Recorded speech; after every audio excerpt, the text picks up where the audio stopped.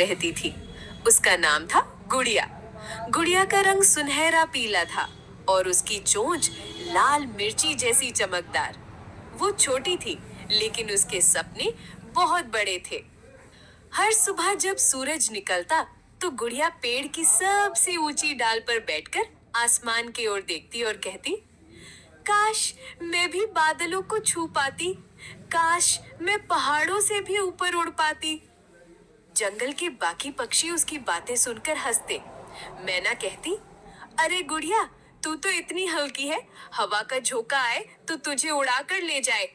तोता कहता, इतने बड़े बड़े सपने मत देखा कर, वरना दुखी होगी।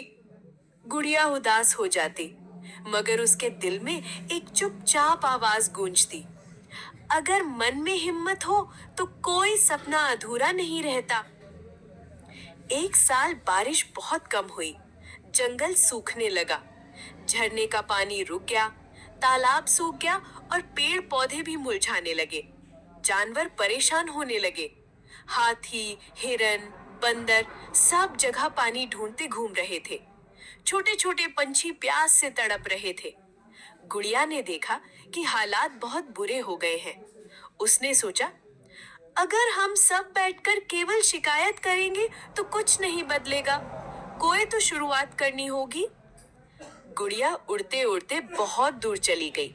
कई घंटों तक उड़ने के बाद उसे जंगल के बाहर एक पुराना कुआं मिला। उसमें ठंडा और साफ पानी था। गुड़िया ने चोंच में पानी भरा और अपने जंगल लौट आई। उसने तालाब की सूखी जगह पर वो पानी गिरा दिया। गौरैया ने ये देखकर हंसते हुए कहा, इतने बड़े तालाब को तू अपनी नन्ही सी चोंच से भरकाएगी? पागल हो गई है क्या? लेकिन गुड़िया बोली, अगर मैं कोशिश नहीं करूंगी तो कुछ नहीं बदलेगा। मैं अपनी पूरी ताकत लगाऊंगी। गुड़िया दिन रात पानी लाती रही।